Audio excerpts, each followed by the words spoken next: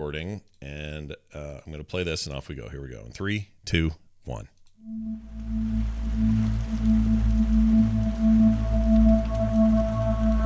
Welcome, adventurers, to another edition of There Will Be Dungeons with me, Scott Johnson, Bo, John, Kristen, Kyle, all here, ready once again to entertain you with the adventures of these weird people that we've made up for our little scenario.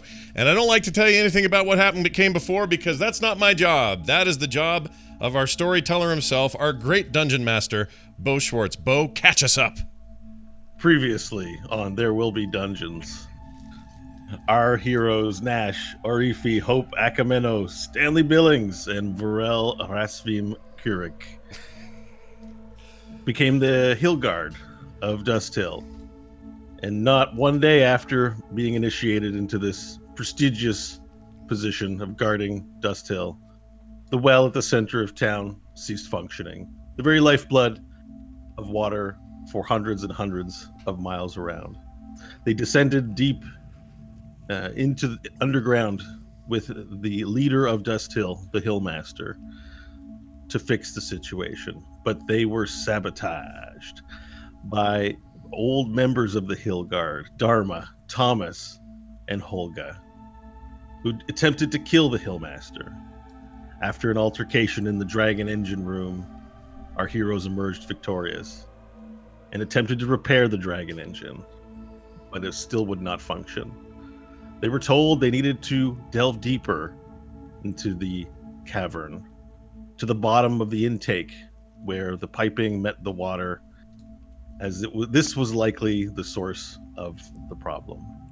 Our heroes descended down a great well, many miles, and encountered a trap, which they solved, and several spiders intent on eating their faces and butts. As they approached the bottom of the well, the Hillmaster, they could hear him screaming from on high as he fell to his death at the bottom of the pit, exploding into a mist of blood and guts.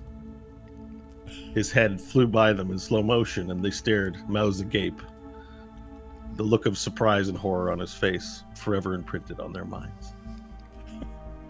Wait, I thought just the head came down. Wasn't it just the head, or did the whole body come down? No, the whole body. So he was screaming, and the whole body hit like several pieces of the struts that were holding the pipe in place, and he eventually died by snapping his neck on the way down. And then his body hit the ground, and he exploded into a mist of blood and gore. All right. Except for his head, which went flying up, and you guys saw. All right. I like it. I remember now. You guys remember where we were? I remember very clearly now where we are. Yep. Yeah. It feels good. I'm in the corner. Barfing. So the stairwell, remember, is a 5 feet, juts out 5 feet. It's made of cement, and it circles. You guys are close to the bottom. You can see the bottom from where you are. On the bottom of the well area, you see a whole bunch of spider corpses, lots of bones, and just dirt and oil and water. And in the center area, near where the pipe is, you see a door, a trap door in the ground. And you also see the Hillmaster's. It's not really his corpse, but like it's his he had a canvas coat, so it's that with some misshapen body because it's sort of disintegrated. But there's bones. Did my and stick guts survive? Your stick. Oh, right. Right. I mean, you're not down there. You don't see it currently on the stairwell. Well, I'm gonna go down and check. Okay. That was useful once. It will be useful again. Okay, so you push your way past Varel, who's leading the party down here. There isn't much risk of danger because you're close to the bottom. To rush down to find your stick, you lift up. Where the first place you would look would probably be to lift up his coat where his leg should be, and you just see bone and pink fleshy stuff. Pieces of fats. Ugh. You see some. You see organs. You're not an expert on organs, so you're not quite sure what you're looking at. But they're sort of organs splatted hard against the ground. Indeed, the stick is sort of tied. Not really. It's tied very loosely to this pink, indeterminate flesh that's on the ground. Is it still intact? This leg stuff. Okay. Yeah, it's still intact actually. All right, I pick it up, shake it off. Okay. It's incredibly bloody. I don't know if you have a rag to clean it with, but it's I have prestidigitation, sir. with the snap of your fingers, the pink and red blood and gore just wink out of existence from your wooden stick, your special stick. That's a handy thing to have. It's a axe handle, right? Yeah, it's an axe handle. I would like to do a perception check of 22 to find the necklace of office. The necklace of office. Yeah. Okay, so he was wearing the totem necklaces that he was wearing from your exactly. encounter with him at dinner. Yeah, so you look in the area where his head might be and see that they've popped off. They aren't there where you'd expect to find them, but sort of tracing your eyes along the ground, you see that there are various necklaces in the corners of rooms, in the corners of the room, where they've hit the wall and just bounced to the floor. I'll walk over to it, point down, look at Stanley, and say, "Become king."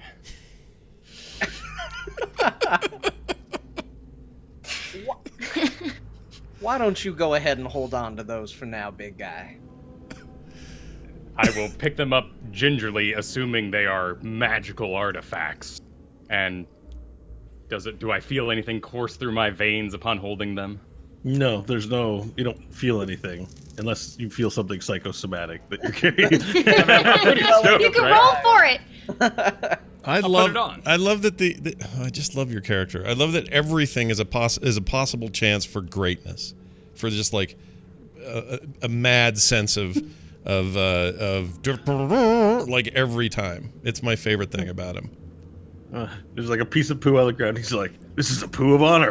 Yeah, exactly that. It's the best thing ever. There's war to be had. All right, so you pick up. Are you picking it up? Sorry, Stanley told you to pick it up. I don't know if you did. Yep, I pick it up and gingerly put it on for safekeeping. Okay, so be sure to add that you have the Hillmaster's totem necklaces, all three, in your inventory. All right. Whoops. In addition to that, throughout your search in the corpse, you've moved the canvas. A bunch of parchment falls out of his pocket, and you also hear like a little metal ding, but don't see what that was.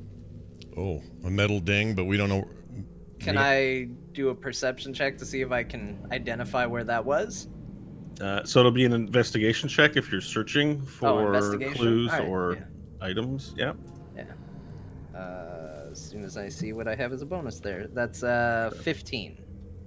Okay. You rummage around the corpse again, moving it, picking up pieces of destroyed flesh and blood and guts to reveal that it's mostly just papers what fell out of there. But as you pick up the parchments, which are mostly seem to be pictures of Softhead, like portraits that he might have been doing of a familiar gnome.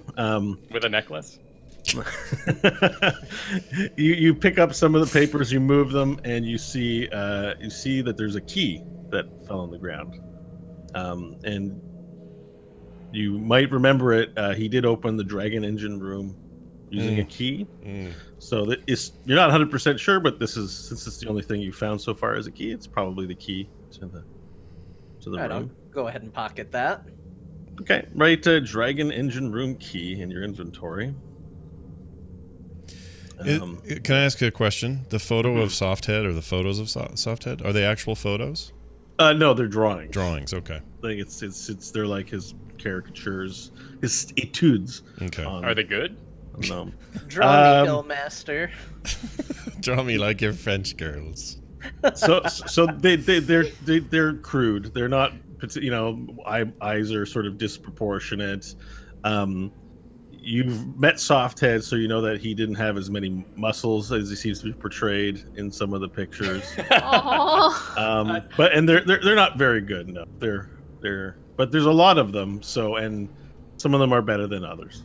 Okay. Do any of them have him, like, posing with a hunting rifle? That's Oh. awfully So, specific. so you dig through some of them, and they're mostly there are him doing things around Dust Till. There's him socializing with townsfolk. There's one of him doing some gardening. There's another one of him, cleaning some dishes in a wash tub.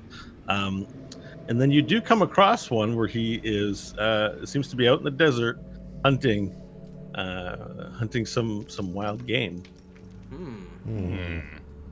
Drawings of him hunting wild game. Your question was, does he have a hunting rifle? The answer is yes. There is a hunting rifle. Let me go ahead and ask the unpopular question here. What's he wearing in these photographs?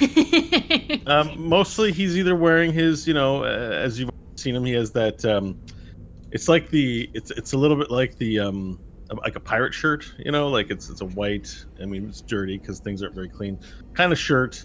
It has 2 drawstrings, but it's made of a linen, sort of a light, breathable fabric, and his canvas pants. And usually he has like boots on. There's a few images where he is not wearing the shirt, like when he's hunting, he doesn't have the shirt on, and when he's washing the dishes in the tub, he doesn't wear the shirt. But there's no. Are you asking if there are any nudes or no? I mean, That's the question. What we were getting to, yeah. No nude drawings is what you're saying. No. Okay. I don't They're know why tasteful. Stanley. Tasteful, I don't tasteful understand why broadcast Stanley's so photos. interested in these photos. What are you looking for? Just curiosity. As you flip through the portraits, you actually come across a piece of notepaper that's filled with writing, and on this one is scrawled in what looks to be like an unfamiliar hand. So like the portraits would have some notes on it, like image of soft head hunting in the wastes. This handwriting looks different, and it's a list of instructions. After reading it a little bit, it appears to be a list of instructions written in common on how the dragon engine itself works. I'm gonna read that. Yeah. You should read that. Yeah, am I the one who's been flipping through? Well, you find the paper. You haven't read it Okay. yet, but you scanned it over, and it looks clearly like useful information. I think John's I think character. this would be useful for you. I think you should be almost illiterate, but you're not. You don't want to let on that. You're just going to hand it over to her, and you're like, I believe you're the one who should read it. For some reason, I like the idea that you're being deceitful about something, but you can choose to do that or not. Well, considering most of my background is based around learning a book, I'm not going to probably take that suggestion. It was good. I like the workshop. I like the idea that we're going with here. But I'll still go ahead and hand that to Hope anyway. Thanks for Scott's being assistant DM. It's okay. Sorry. Just get these ideas about who. Yeah. Anyway. Yeah, no, we're having fun. It's good. Yeah. So We're having fun. we're having fun now. Sit still, damn it. Roll for fun. So the phasers for he hands you the document, Hope. So you now have some instructions on how the water well works. Awesome. Is there anything noteworthy, or they're just general instructions? There isn't anything that you wouldn't have probably figured out about yourself about the engine, but you do learn that basically there's 2 pumps. There's one at the base of the well and one towards the top, the one you've already encountered being in the engine room. It's designed to create a bunch of water pressure in both locations and shoot the water up to the valve on the surface. So it just contains technical instructions about what an ideal pressure is, what's too much, what kind of piping sizing is there in various connections. Very technical information that your dungeon master is having a hard time coming up with. So we'll just say it contains technical HVAC information on this piece of paper. Well, thank you, Stanley. This is amazing. She's so stoked.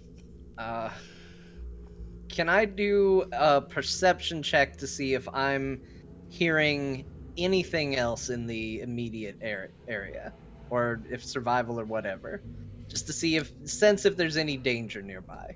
You'd like to. Okay. So you'd like to sense if there's any danger nearby. Okay. Do a survival check, please.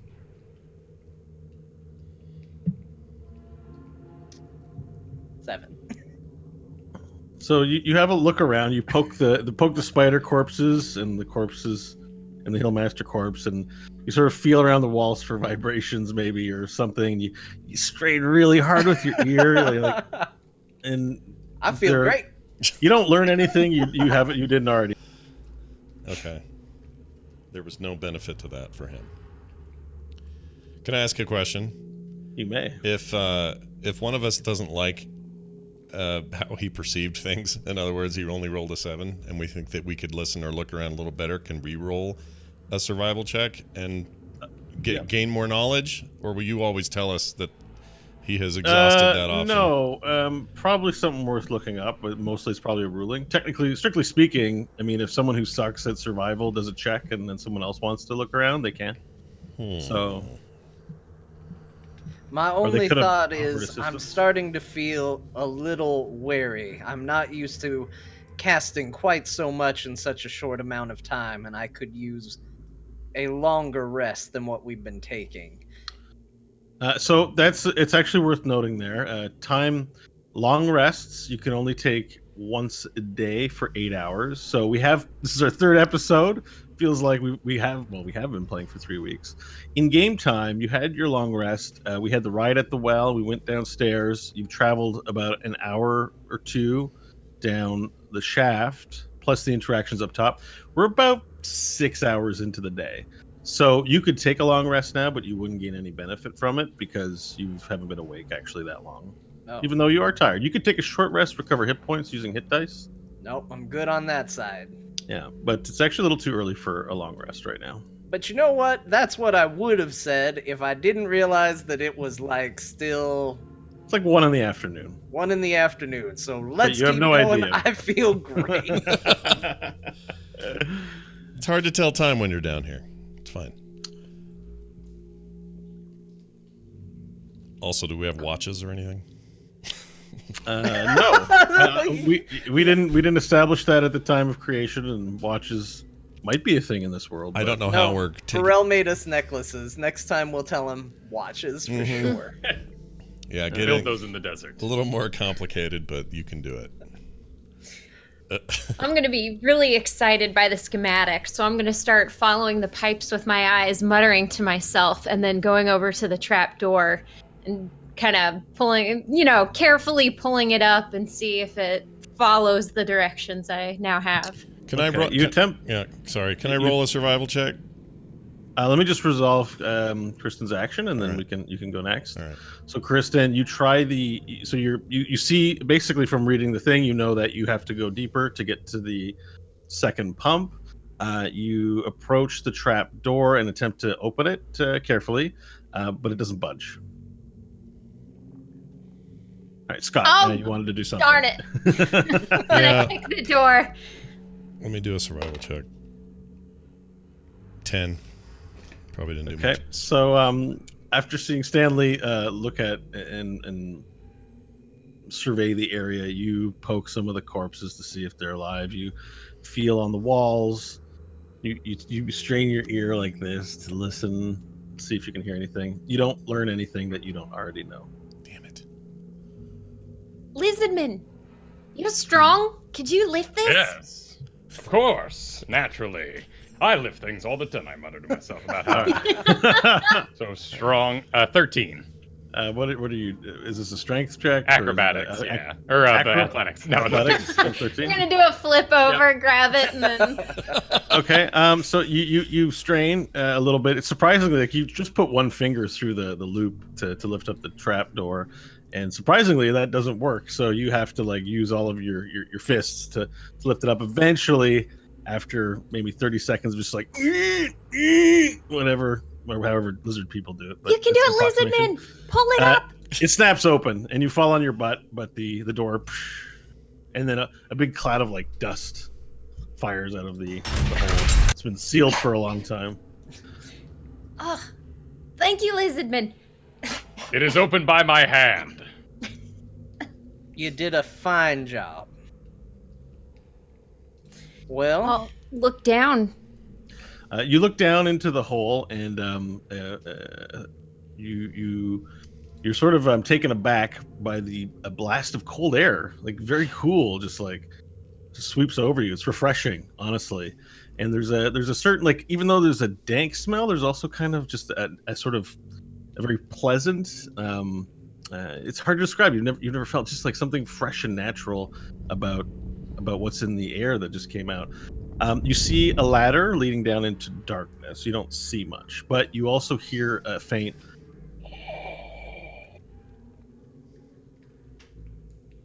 Is that like a breathing thing? Yeah, okay. So my Foley work's not great, but it's just like a faint. Okay. I like that he acknowledges the Foley work and then answers the bad Foley work with more Foley work. It's not a sound that you're familiar with. I think they have a Canadian breathing through his hand down there. What's a Canadian? I've never heard of that before. It's from the old time. Was it like one big like, oh, or were we No, doing, it's persistent. It's persistent. Like You breathing. can all almost. hear it emanating. Oh, okay, so it's not breathing or anything. yeah, No, it's like it's just a noise coming from. but ongoing. Cool. Ongoing, yes, always happening. Wow. It's faint. Well- It's not loud. It's faint. I'll watch your backs as you go down first. That's very brave of you. Vorel, do you mind taking the lead again? Naturally, and I begin to descend. Okay. So, are you carrying any sort of light source with you, Vorel, or no? I would have gotten onto the ladder, realized it was completely dark, looked back up. Perhaps we can aid the situation? I got you. I light the lantern with prestidigitation and hand it to him. Okay. So, Vorel takes the lantern and proceeds down the ladder. If I know him by now, not super carefully, he's going down pretty quick. Yeah, The next thing you know, I will descend about that 10 feet and do the one-armed hang-off and scan about. okay, very good. So it illuminates a large cavernous space, and one of the things that you can see with the light being thrown everywhere is that there's a large sort of plateau area in this cave, about 100 feet, where you can just free roam space. And then on one side of the cavern, towards the left from where you're looking, there is a large pile of machinery, like just these large metal casings. There are pipes coming out of it, and the piping seems to be descending towards, and you have to squint. It looks like moving ground. You see moving ground, and there appears to be a metal bridge hanging off from going over top this moving ground. And that's really got your attention. Now you finish scanning as you look to your right, and you see there's a fenced off area. You just see a fence. You see there's in the fence there's a door, what appears to be a doorway in there, and inside there looks to be a lot of metal in there, but you can't get a lot of details till you get closer. And the bridge is at the bottom of the ladder. So if I descended, I'd be on the bridge. No, the bridge. So there's a clearing of 120 feet of sand below you, but towards the back, let's say the back of the room, the back of this cavernous space, there's a lot of metal machinery, and machinery appears to be connected to this moving ground, and there's a bridge. There's a metal bridge seemingly reaching out over the moving ground. All right. Then I'll yell up, "We have found the machine, but the ground is alive." Yeah. We've had good luck on bridges.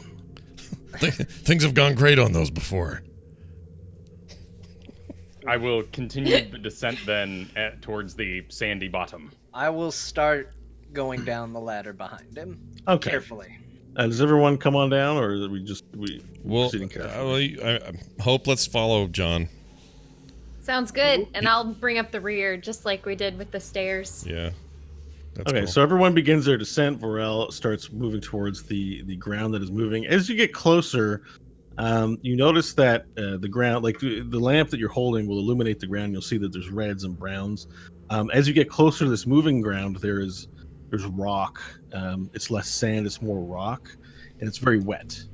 And as you look out over this moving ground, you notice it's not quite ground at all, but it appears to be a massive amount of water. Now, to be clear, you've never seen this before in your life. This amount of water in one place coursing through a thing seemingly endlessly is a sight that, I mean, there's just nothing on record, nothing in the oral traditions about such a thing, unless you know of a prophecy, perhaps, that I don't, because you are the lizard man. But it's for all intents and purposes appears to be some kind of underground river. Oh wow, a wide river, like a. It's about 60 feet across. Okay. On the other side, there's nothing but wall.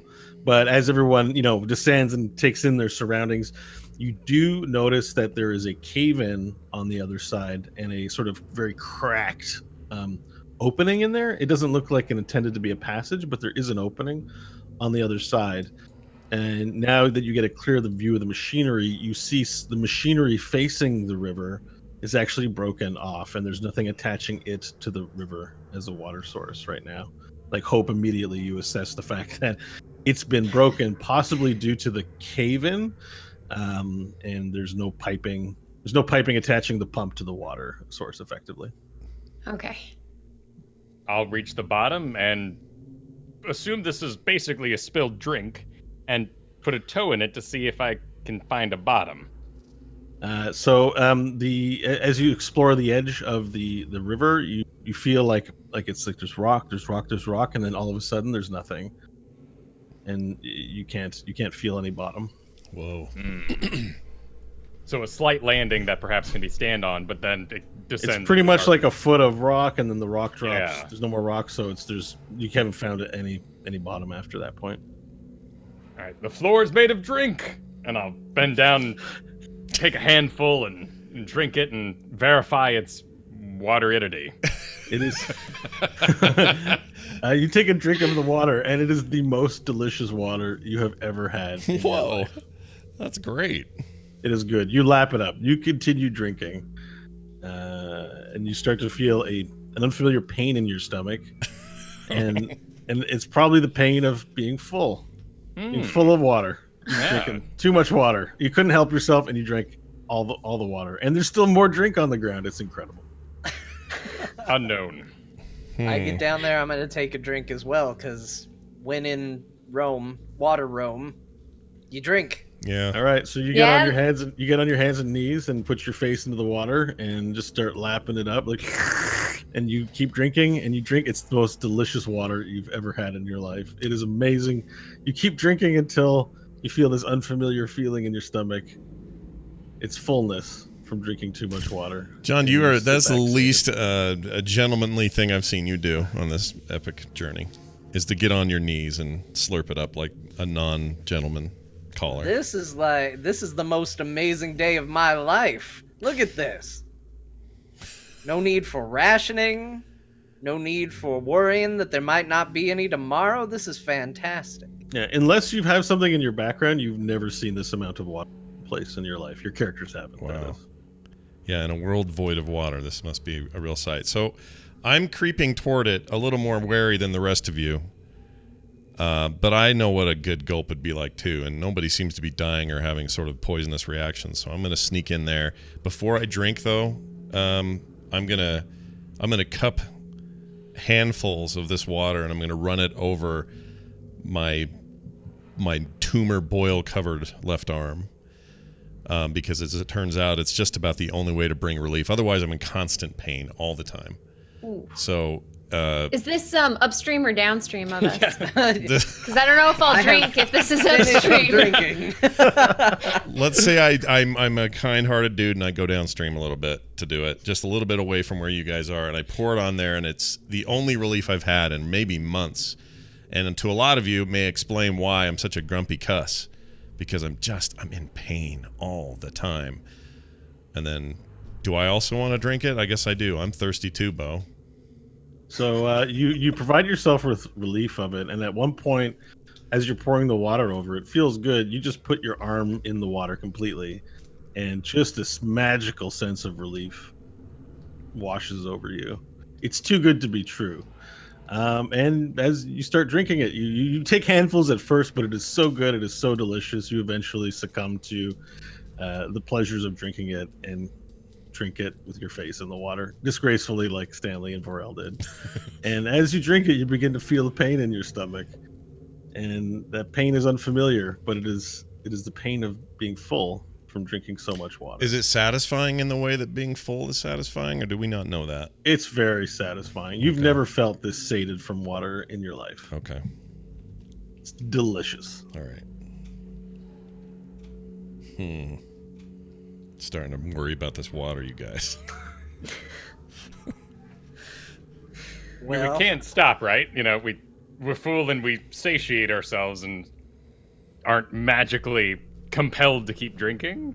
Yeah, do we keep just shoveling it down? It's not magical. This is more Okay. like just a metagame. I'm just describing how wonderful it is to drink water from a river So- that you've never seen before. So, Hope, are you drinking too? Or are you? Oh, totally. Okay. Yeah, that's what I was like looking at her, just questioning. Join the You all club. turn into green monsters, and Hope is by yourself now. I'm already a monster, so it doesn't matter. Y'all All are right. green, I'm still red. So you approach the water, or you use any special instructions with drinking it, or are you gonna just I'm just following what everyone else is face doing. in the water? All right. Yeah. So you get down, you put your face in the water, you start drinking it up. It's delicious, and you only intend to drink a little bit, but you can't help it. It is so good. You drink as much as you can, and you feel a pain in your stomach, and it hurts. But you're So slow good. to realize that it's the pain of being full from drinking. Little so much tear water. rolls down my cheek with how happy I am. Mhm. So everyone's now leaning back. There's like water all on their these water stains on everyone's shirts, and it's, If we got a solid foot here, I'm doing the kid in the shallow end crawling on my hands while my body floats kind of thing Okay. around. Kid in the shallow end. Yeah, you know, like when you're going out of a pool and it's shallow enough that you can use your hands to move your whole floating body. So I'm sort of scooting around. Okay. getting the Yeah. feeling. So I've there isn't much room to do that. The water is it's about a foot deep until it drops off. So if you want to, you're either swimming or you're about, for you're about calf deep because you're also 7 feet tall. Cool. There's not Either way, like the sands I kind of sleep in, I'm down in it, kind of getting a feel for like what's the Okay. consistency. Maybe floating my feet out over that edge a little I bit. mean, you could probably hang on to the metal bridge. The metal bridge, by the way, is broken now that you're closer to it. It doesn't actually go all the way across. It's more like a wharf almost. Like it goes out about 10 feet and stops. And it appears to be close to the piping, which is from the ceiling into the machinery. And that leads into the big pile of machinery. But you could hold on to rock surface or the wharf and shimmy yourself into the water so that you're floating in it, if that's kind of what you want to do. yeah, It totally. sort of drops off pretty steep, but you can grab onto the water. Yeah, Note that there so is then a I'm doing current. the hot tub edge kind of thing with my elbows on the side, with my feet hanging down, and kind of kicking out, getting a feeling for what the heck. Would I even know the name of this activity, swimming? Probably not, but maybe. I mean, you swim in sand, so you might have Yeah. a lizard word for it, like makra or something, or bakadouche. I'm going to do bakadouche. I proclaim such. Stand back. I've seen this before. You don't want to be around for Becadouche. So let me ask a question. Sorry, did we resolve him? He's doing what he's doing. He's kicking around. Yes. He's hot tubbing it. Okay. Can I look around for a rock or a nut or a bolt or something and throw it into the deep part just to see what happens? So you look around, Scott, for something to throw. There are rocks, but you also specified a nut. So you do sort of survey to see if you find like something good, and you want to throw it across the river or into the river. I was thinking into the river, Okay. but now that So I you think look about it, for- I don't know what good that's going to do me. I mean, if it sinks to the bottom, how will I know how far No, it goes? Just go with it. All right, let's Just go. with Let's go with Well, it. as you're looking for the rock, you do notice again the fenced off area. Mhm. And inside the fenced off area, as you bring a light closer to it, you see actually inside that it's a largish room, about 40 foot in diameter, and along the walls there are like metal shelves, like placed here by humans or some living being, with lots of what looks like different size pipes and fittings. There's a bunch of tools on one of the shelves. You see like there are rolls of Teflon. They look a little rotten though, but there are like all kinds of materials presumably for the machinery in the room. It's almost like a mechanic room Mhm. for like a supplies room for the mechanic room. Also inside there appears to be some a fire. What do they call a fire pit? It's a Oh, a not brazier? but Like a brazier? brazier. Yeah, yeah. not There's a fire, brazier. like a pit. A brazier? Not a brazier. The Brazier, brazier. brazier, or brazier. there's a Ooh, brazier Scott found lying a on the ground. brazier. Some lucky engineer had a good time before the apocalypse. Do I come out going, look, I'm a lady? The water's really getting to us. Yeah. But there's like an area where you can camp essentially, and it looks like because the room is a locked room, it's protected from any sudden visitors or something. But that's someplace you could you imagine looking at it. It's someplace people in the past who would have used this would have come down and rested here, and then Okay. perhaps gone back to the surface when they were done. Okay. And in this area, do I see any loose objects that I can grab? There's boxes of bolts of nuts. You see that over there, but you can't get in because you're on the outside. I'm of on the fenced-off outside, area. right? It Can is- it is- I know what I want to do. Yeah. Hope, or no, it's John. Stanley, get your ass over here. You've got a key. Try the key in this this fence. All right, I go walking over to him. Okay. Look at the lock, and I will go ahead and try the key. You try the key, and to your delight, it fits. And you hear the snap of metal, pink, and the fence slides. The door sort of floats open, and you now have access to the supply chamber. Oh, that's fantastic. Well done, Stanley. I'm starting to trust you more because of your awesome key usage. I roll my eyes at him and then just go, Hope, I think this is going to be something we need you for. Yes, and I'll run over Beauty and the Beast, Belle style in the library. And then I'll just start rifling through everything. Okay, so you begin taking a catalog of all. It is going to take you. There's a lot in here. There's a lot of just pieces.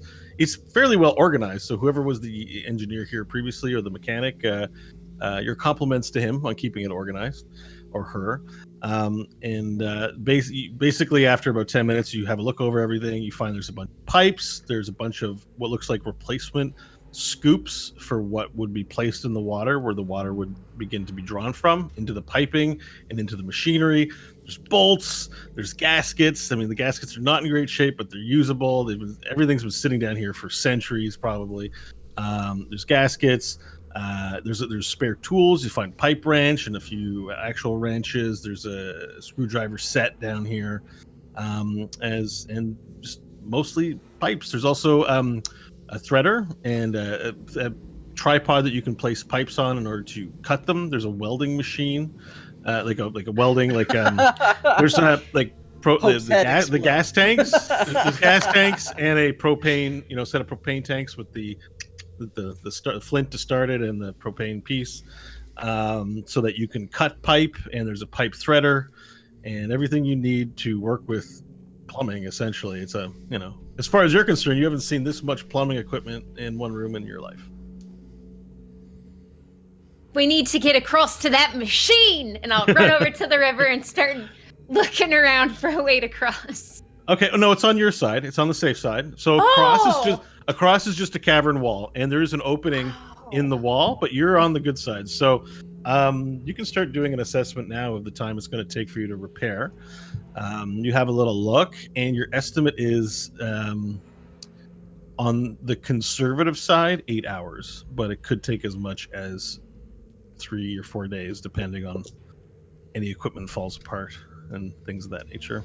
But in theory, she has enough stuff here to completely repair the intake. She has everything she needs, according to her assessment and the document she got off the corpse of the Hillmaster, to repair the machinery here in about 8 hours to, if you work 16-hour days, let's say 3 days. So you might be able to get it done today, or you might be able to get it done in a few days' time, whatever that means underground. Cool. Well, I will share this information with the group, and I'll start working. Okay. So she starts getting to work. Is there any social interaction you guys want to do, or are you just going to let her work? And I've got a concern that I feel like I need to bring to you all. Getting this repaired is obviously our top priority if we're going to be assisting the people of Dust Hill. However, in the meantime, we don't know what's going on up there. Someone's killed the Hill Master, presumably one of the previous Hill Guard. My money would be on Thomas waking up and finishing what he set out to do, but Dharma did have her loved one. Wait, it was Dharma, right? Yeah, Dharma did have her loved one killed. His. He's a male dwarf. Yeah. That's right. Dharma the male dwarf. Darn you for... Okay, that's fine. Dharma did have his loved one killed right in front of him and maybe decided to take matters into his own hands. And Softhead is stronger with his shirt off. He's clearly a muscular fellow. Very observant, Pharrell. I agree. Now, right now, Dust Hill could be in any type of situation we don't know. They could be making up any story, saying anything, and all chaos could be breaking out. My concern is if we stay down here for 8 hours, 3 days even, who knows what we're going to be returning to when we get up there. I guess you're right. So I dejectedly, slowly, sadly, bring the pipes I was carrying back to the room, ask for the key to lock it back up, and wait at the ladder. Oh, man. No, I think you should continue working, Hope. I think that should go on no matter what. I'm just concerned as to whether or not we should all stay here with you, or if we should return to the surface in the meantime. I can't believe I'm the first person to suggest splitting the party. This is going great. Yeah. Nash is eyeing the bridge that goes to the to the cavern wall and ends there with all kinds of curiosity. And I say, maybe she can work on this while we figure out what's going on over there. I don't trust it. We can't just leave it. It doesn't seem safe to leave her focused on her profession with a hole in the wall, perhaps full of spiders, and I will climb up out of the pool and start, shaking myself off. So I get to go back to work then, that's decided, right? Well, I think no matter I'll what- take the key and I'll unlock the door and I'll start working. Whistling a little tune. I'm worried about leaving her. yeah, One of the check things wall. that you can do is you can rest while she's working and guard her. That's possible. Still want to know what's in the crack. I've been kind of doing a hold on to the edge and kick and kind of descending a little bit because I'm heavy and then grabbing back on. I've got a swim speed, but I've never swam naturally. So Okay. have I become at least comfortable? Am I like, oh, this tail kind of oh, this is kind of natural. It's almost as if some ancient muscle memory has taken over, and after 10 or 20 minutes of doing it, it's like you've been doing this not only your whole life, but your people were born for it. You just feel born for it. Awesome. Yeah, you're just and you don't know why, but it is destined. It has been foretold. You can swim. Well, I'll jump out of the water again. I love this place. Let's cross the bridge. I go over and look at the running water, and I'm gonna say maybe why don't you go check it out first, Varel? I'll be over here. I'll watch. Excellent. More of those kind words from me. Always helpful. So as you're working, Hope, there is a piece of pipe that you need that is very difficult for you to carry on your own. As it turns out, as they're discussing abandoning you, you do realize you're going to need a set of hands to help lift and hold pipe into place. So I could drag it, but then actually holding it up. Okay. Yeah. It's going to mean the difference between you struggling with it over 3 days versus getting it done as quickly as possible. So this is a concern of yours that has come to your attention. All right. Well, I'll let you guys know about it and ask for some help carrying the pipe as Varel heads on into the darkness. Who here could help with that? That's up to besides Varel to Varel. respond. Yeah. Who's now on the other side of the river? I'm securing the area. Well, You're doing a fine job, buddy, but I think we need your strength now. Over on this side. Are there smaller bits I can work on? Can I put the big one down there for are that? smaller Okay. bits, but there are large. There's a large Yeah. amount of water, and there are pipes that have to be held in place as you fit them into the machinery. So you can't do this thing 100% on your own. Okay. And then you're going to need assistance. So whoever this is, they you were have kind to. of hoping. I imagine you're kind of hoping that people would offer to help, but they've all decided to go do. Well, some of us are spindly and gonna break if we help. But like, I'm also concerned. I mean, if we lose Varel checking out the crack, then we lose our spear, our tip of the spear. So, I think if he stays, I'm having a hard time seeing Nash and Stanley head toward the crack. But maybe we should. Maybe we should. I guess let's look at it this way. So for every person that helps Hope repair the thing, shaves 1 day off the possible 4 days it's going to take to fix it. And I'll let you decide if you want to help or okay with it taking longer.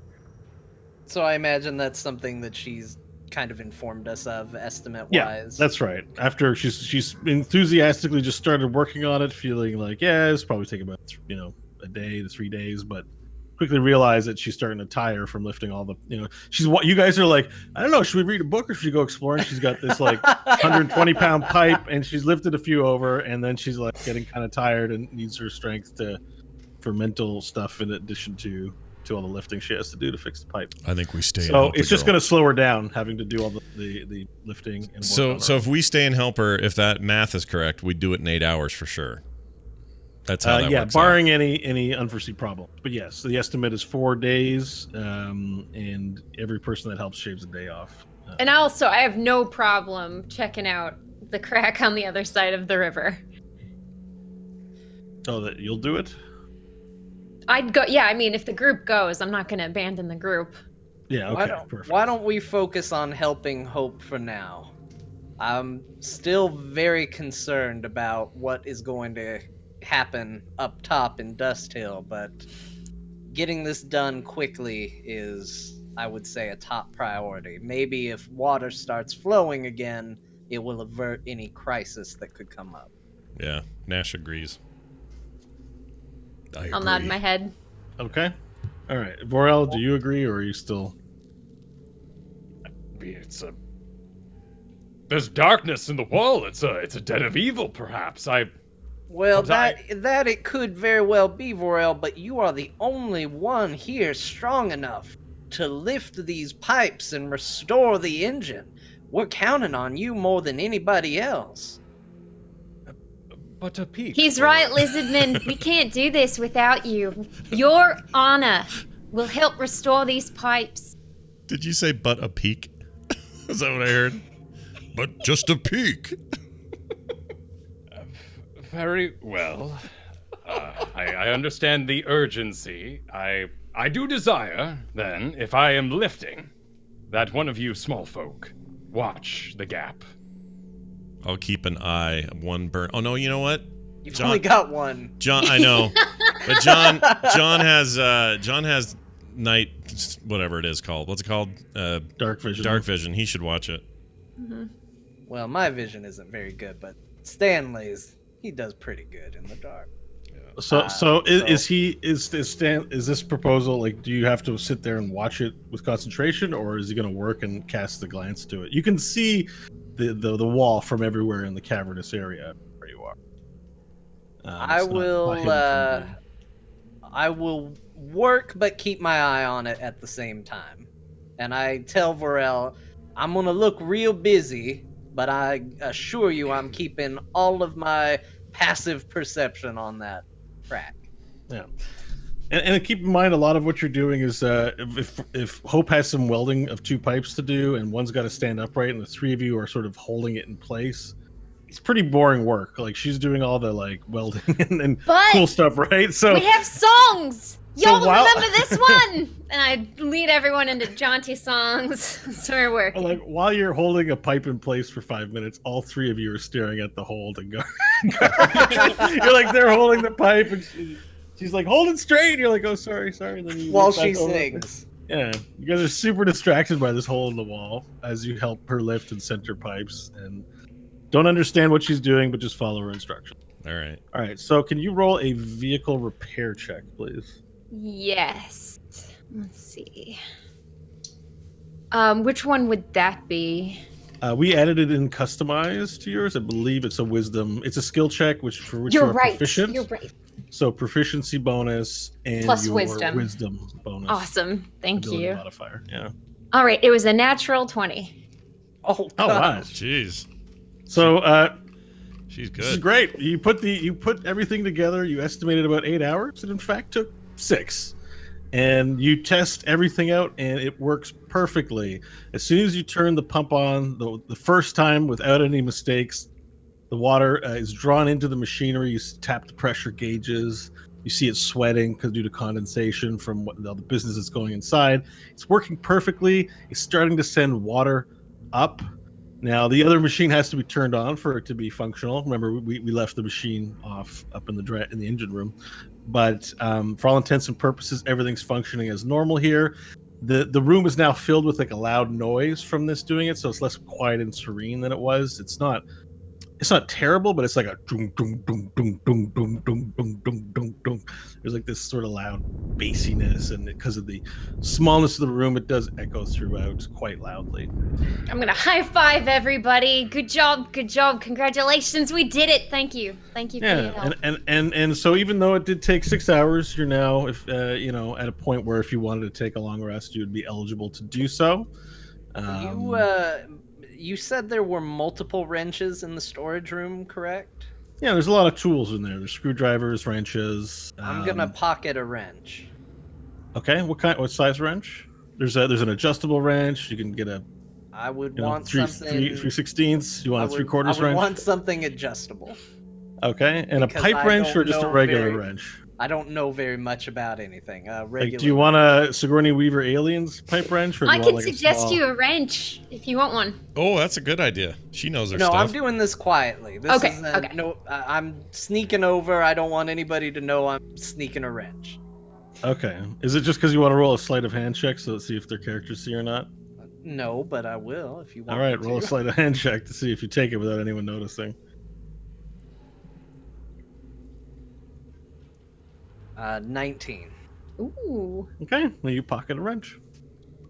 Was it an adjustable wrench or Yeah, a adjustable specific wrench. size of wrench? Okay, adjustable wrench. I celebrate with my new favorite activity and dive in. But I don't know how to dive, so I splash. Can I still throw something in the water? I never did it. Yeah, you can. Okay, Now that it's open, you have He you grabs can throw. Hope. Yeah, great. Throw me down. Throw me down. Hope doesn't float. As much as I love that idea, I grab a nut. Looks like a pretty big one too, like one the size of a palm, like a big nut in my hand, right? And I toss that, and I say, let's just make sure we're not alone in here, or make sure we are alone in here is what I meant to say. And I take it and I chuck it into the river. At the deepest point I can see. It's dark and there's no bottom visible, and it splashes in there.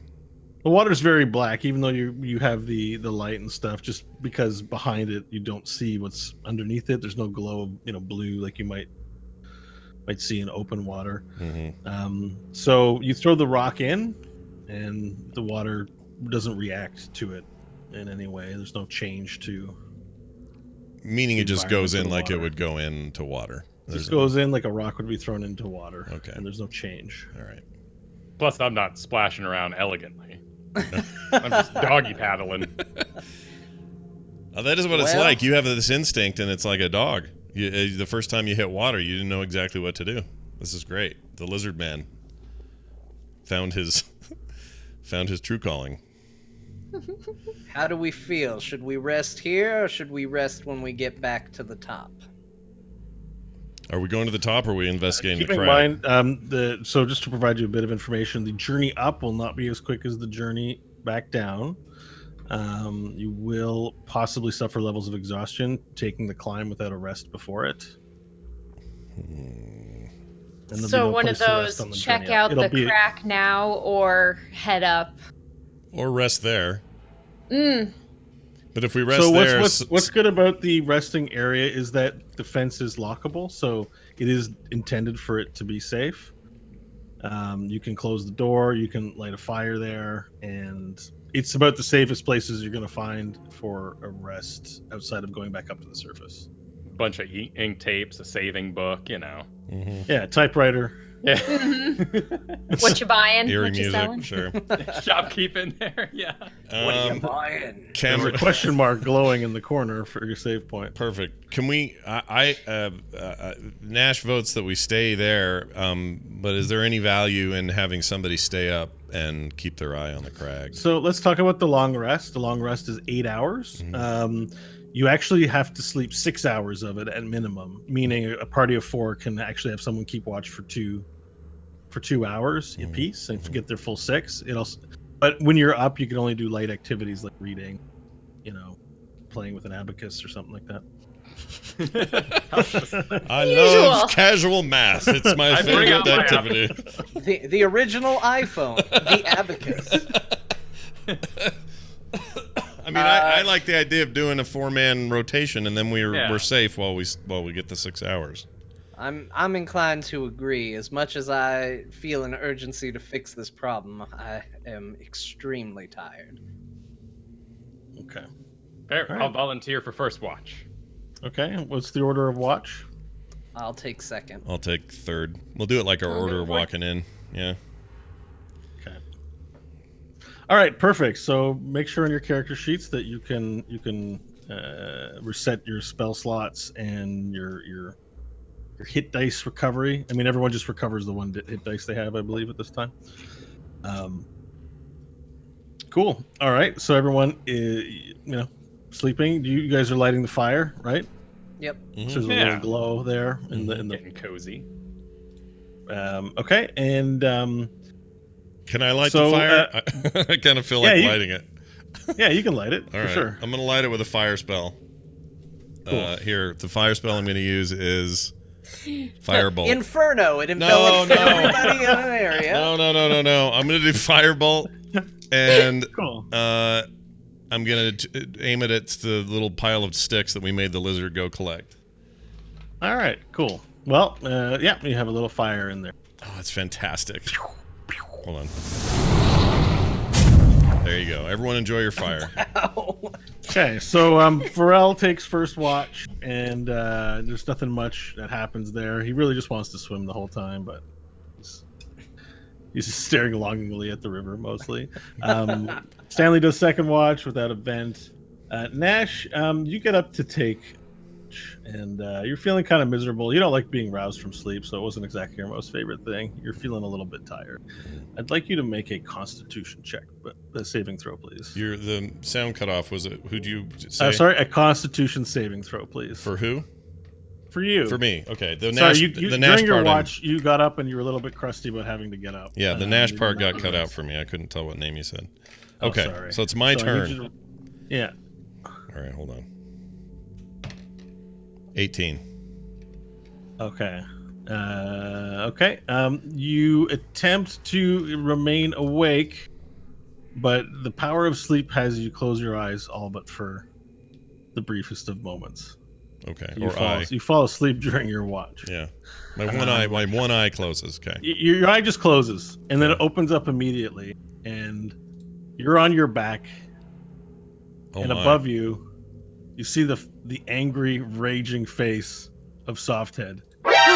His eyes are bloodshot. They're filled with anger. They're glassy, and he's straddling you. He's on top of your chest. Yeah.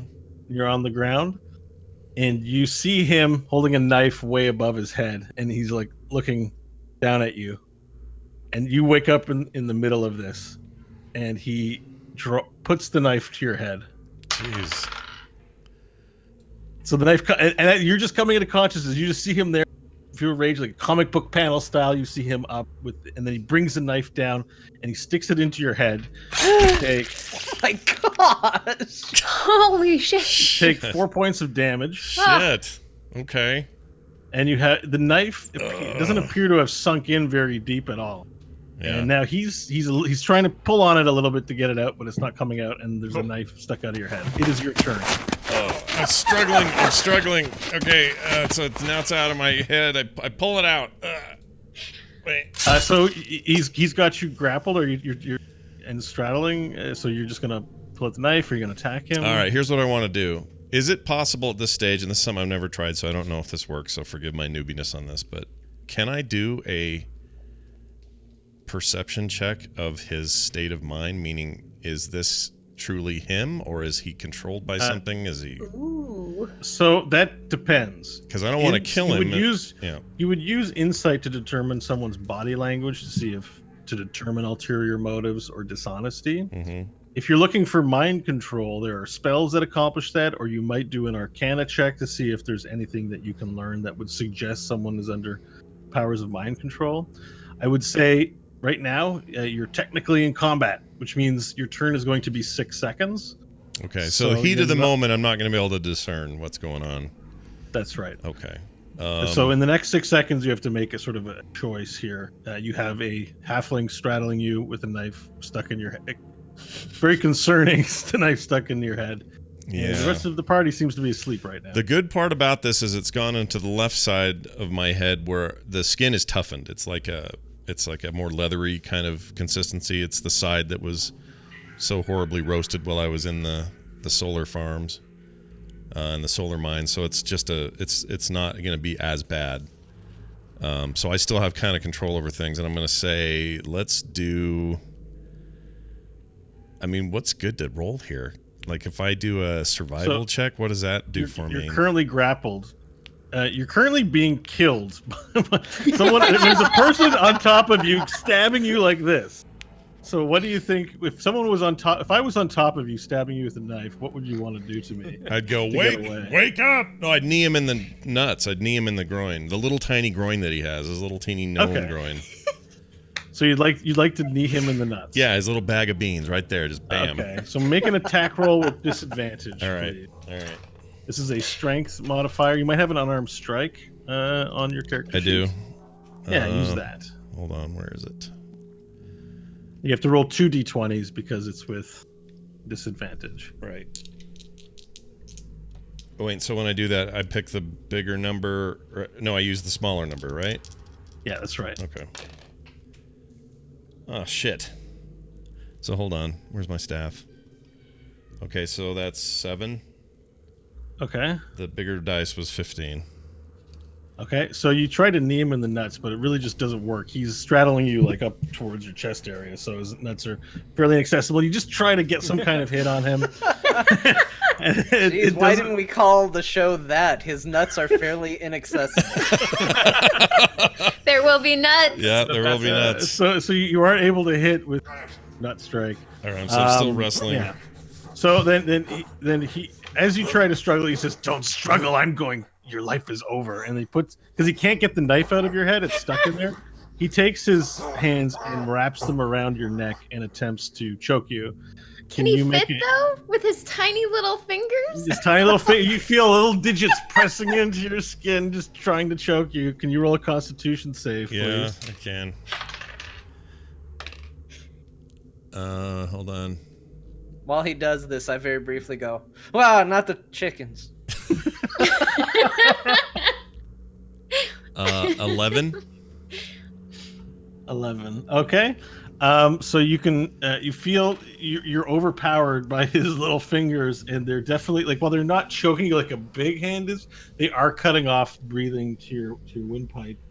And you're starting to have difficulty breathing. So you're going to continue to have disadvantage on your checks. You are currently grappled, so it's now your turn. One of the things you could do, you could try to disengage from the grapple. You're not in a good spot to make attacks. For disengaging from the grapple, you wouldn't suffer the disadvantage. Okay. I'd like to get away from the grapple, so yeah, let's do that.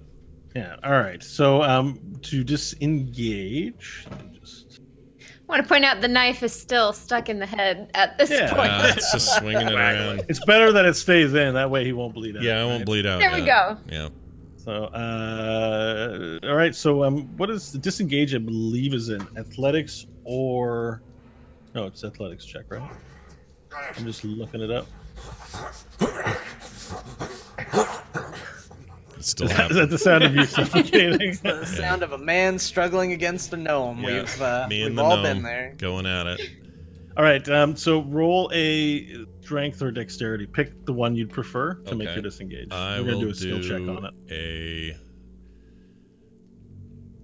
Either one, it doesn't matter. So let's just do strength. Okay. That's going to be a contest. 13. Yeah, you don't break free from him during this. Now you have time to take any bonus actions you can. I don't know what to take. I don't know what to do at this stage. Everything's rolling terrible. Yeah. Okay. So, I mean, but you can also use it to speak. I'm going to speak. I'm going to speak. I'm going to say, I mean, I assumed I couldn't speak or yell because he had his fingers so tightly around my throat. Yeah, but I mean, you can make the attempt. All right, I'm going to go, Lizard, Hope, Stanley! Wake What up, would we you roll to dipshits. wake up? Yeah, what? Well, okay, so he's making some noise. Can you roll performance check, please? Who?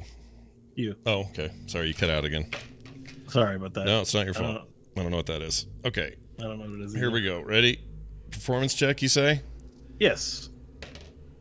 18. Okay, so even though you're in the throes of being choked, you do manage to get some bass into your voice and call out for help. Varel, Hope, and Stanley, roll for your initiative, please. 13. I'm a slow waker. Okay. This is true in real life as well. 7. Ooh, I got you beat. I'm extra sleepy at 3. Oh, wow. We're not in a big rush. It's been a long day. Okay, so Hope, you see, you open your eyes and you see Nash is lying there with a knife sticking out of his head, and there's a halfling on top of him choking him. Well, I'm gonna stand up. I'm gonna straddle Nash and put my hands around the tiny gnome's little body and try and pick him up like a little dog. Wait, did you say straddle Nash? Well, you know, my leg on each side over his stomach so that I can squat over and pick up the little guy. Oh, I see. Yeah. I got it. Okay. It's like I'd be you also get on top. Yeah, we're. I be too like, climb on that. Dog pile, everybody! Yeah, Hope right. So you attempt to pick him up. So I make a had no combat check, idea. please. Yeah, I'd be super thrilled about this. It's the happiest day in Nash's life. Hubba hubba. Grapple. That's just strength, right? That's 9. right, Yep. Okay. So you attempt to pick him up, and he actually he dodges out of the way, still holding on, like he's no longer straddling Scott or Nash. So he's choking him, but he's jumped off of the body, and he's like next to him, still choking Nash. Something, what are you doing? Get him off. Stop it! So Stanley, I don't you mean rub get your him eyes off that and way. Don't get him off in the way you're thinking. That's nasty. Stanley, you rub your eyes and you're like, oh, what's going on?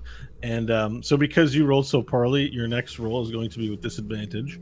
Oh, because I'm groggy. Yeah, you kind of sit up, and you're just sitting there, and you're like, you're sitting, looking, surveying the scene, and seeing Hope trying to catch like this halfling-sized creature, and there's a knife sticking out of Nash's head. It's weird.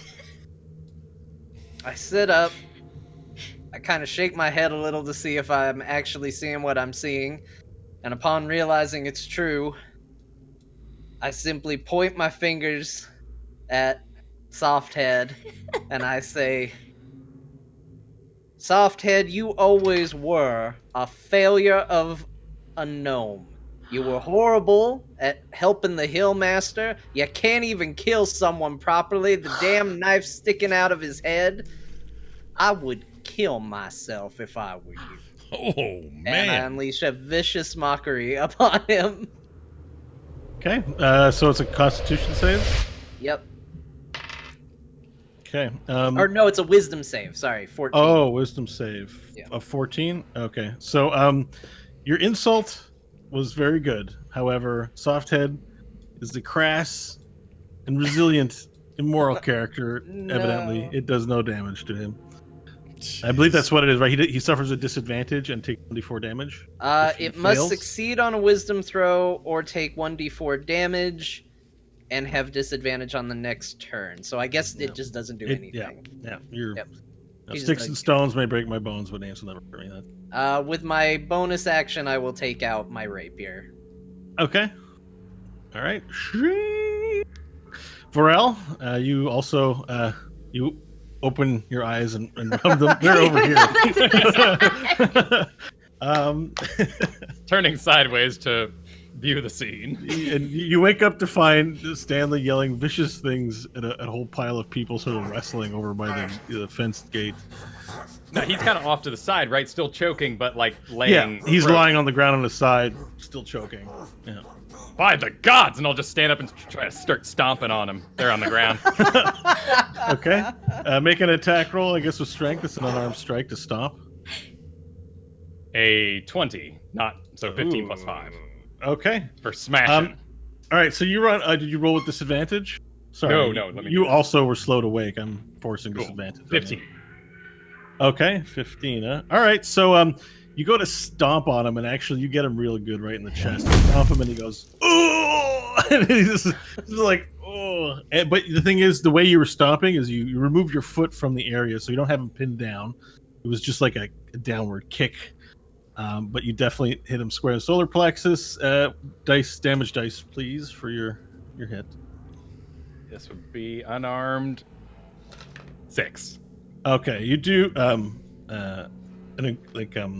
what's the word I'm looking for? You do a ton of damage to him. You hear the bones crack. You hear that. You know that your hit was just perfect, and that, but it doesn't quite kill him. So he rolls around on the floor really quickly. It is now his turn. He seems to be dashing now to get away, and he runs out of the doorway area and down onto the wharf, and he's cleared at least 90 feet now. 90 feet? Yeah, not 80 feet, because gnomes have superior movement speed. He's already at the wharf and looking to jump into the river. It's like run around the corner and he's at the wharf. John or Scott, you're on the ground with a knife in your head. Yeah. Halfling, you're no longer choking. What do you do? There's a thing I wish I would have done to the little booger when he was on me, but I forgot to do it. For story, really. It wouldn't have done anything in actual action. But anyway, so, all right, so he's over there now. Can I see him where he is? Yeah, you can see the wharf from where you are, but you're in the doorway. Is there a disadvantage to me just to roll slightly, aim my hand at him and fire off another firebolt? You can fire a firebolt for sure. I would like to do that. Is there? You have to roll an attack roll for that. Yeah. Hold on. What do I get for that? +5 to hit. 9. You rolled a 9 on your attack roll. Yeah. Wait, which dice am I supposed to be using? The D20, D20. to see if it hits. Yeah, that's it. 9. Okay, so the firebolt whizzes past the you see it illuminate the cave, and he just ducks out of the way, clutching his chest. He's like, "Oh!" And the firebolt just flies past him and hits the wall on the opposite side of the river. All right. Damn it, I say. Okay, Hope. And do you have any bonus actions or any movement you want to do? I'd like to. I'll run after him and get as far as I can, being like, Softhead, what are you doing? Stop! So a dash is a movement. You can trade in like your attack or action for the turn to run double your speed. Could I have gotten up at the end of my thing? Could I have stood up? You can't. Yeah, you could have stood up. Can I say that I stood up? I stood up. For sure. All right, Okay, I'm you back on stand my up. feet. Still have a knife sticking out of my head. Yeah. Cool, so he's got 90 feet, so that means max I could get 60 feet. That's right. Cool. So I'll get to that 60 feet and I'll yeah, I'll just be yelling at him the whole time. What are you doing, Softhead? Why would you do this? Okay. And he turns and looks at you and says, "You're all dead. You killed the Hillmaster. You're all dead." We didn't kill him. I wanted to. But we didn't. As I'm wearing his necklace. Yeah. Oh, you are, aren't you? Yeah. We're all aren't we all wearing? Oh no, he's just the one wearing the necklace. He's wearing extra. Yeah, it's true. You are wearing damning evidence. And also, he knows we went down with him, right? The gnome knows this. So as far as he knows, we brought him down just to kill him. Yeah. Yeah. It's pretty damning evidence if you're looking at it without any. I mean, if I still have time to roll a persuasion, I'll try to persuade the little guy, but I understand if my turn's up. No, in 6 seconds, no. You've used your extra movement, so that's your action for the turn. Stanley, your turn. How far away from me is he? He's about 90 feet from. Well, you'd be an extra 10 feet actually, because you didn't close any space between him when he got up, so you can't see him from where you are. You're deep into the chamber where you were resting. All right. Well, I can't get to him with anything I have, I don't think. Mm-hmm. So I am going. Well, no. I walk at my full distance to see if I can see him, but okay. I don't So think you I have dash. anything that can hit You him. dash up to the doorway and look around the corner. You see Softhead there near the wharf, about to jump into the water. Vorel, it's your turn. So we have these large wrenches next to us. Yeah. I just grab one and gonna chuck it at him as he runs away. Okay, make a ranged attack. Cool. That's your dex ability modifier. I don't think you're proficient with improvised weapons. Wrenches. So. No, but it is a melee weapon, and when you throw melee, they count as strength. I don't want to get too. Oh, weird. do they now? Yeah, like the javelin aware of that. works as that. I don't know if throwing a wrench and. Do they have to have a special keyword for that? I don't remember. Perhaps, maybe. Yeah, I'm not. Cool. I'll make a ranged. Oh, not too bad. Okay. So that'd be 14. 14. Okay. Yep. So, you. What's your unarmed strike damage dice? 1d4 plus something. 1d4 plus 3. So I do 7 points of damage. Okay. So you fire. You rifle off the pipe. And it nails Softhead square in the head. Boom! Right in the soft head. Right in the soft head. And his eyes, like he's like, they go cross-eyed. He just turns around, like amazed at what hit him, and he falls backward, sploosh, into the river, and you see his body floating down the river. Oh man! So he's floating. I celebrate briefly, see And him in it's- motion, then go, oh, and just go to get him before he. And Goes off. it disappears because the cavern, like the river, sort of goes under. Like you don't see it going off forever. So he's carried down the river and under the rock and disappeared. Oh no! As he floats away, I didn't mean that. The room is silent except for the dum, dum, dum, dum, dum, dum, dum, dum, dum, dum, dum, dum, dum, dum, dum, the water pump. Oh, that's the water pump. Okay. Yeah. He was so strong in the pictures. He had such diverse activities. I thought he would survive. Surely the impact of a wrench. I turn around and go over to Nash before he stands up, and I look down at him and I say, "Now, how exactly did Softhead get in here and somehow overpower you and stick a knife in your head?" Is the knife still there? Yeah, I mean, I haven't pulled it out. The knife's still there. Yeah. Now that you're able to examine it a little further, Scott, you notice that the knife barely made it into your head. Yeah. Like, the blow you were hit with was not very strong. It's about maybe a quarter of an inch. It's kind of a surface cut, but your scarred, tissue is so it's like the ultimate in keloid technology. It's stuck in there. Just stuck in your head. So can I still took 4 points of damage, though, right? Yeah. I mean, it didn't feel nice. Okay. I must have fallen asleep. I don't know what happened or how I got in here. And normally I never sleep. I don't understand what happened. I reached down to offer my hand to pull him up. Oh, he got up. He's standing. Oh, he did? I missed. Oh, you're right. He said he went back and did it. Yeah. Never mind. Then. I didn't do that. Turn it into an awkward It handshake. wouldn't make any sense. Yeah, it was very... Total white guys trying to high five. It's fine. How about instead I reach up and grab the knife and not gingerly yank it out of his head? Okay. Just yank it All right. out.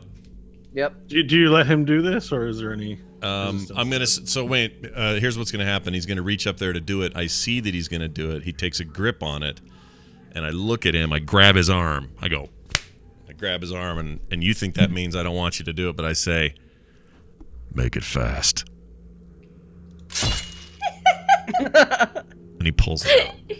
All right. Scott pulls out the knife, and I say, Stanley, you're disgusted because a shot of blood fires out, but not just blood.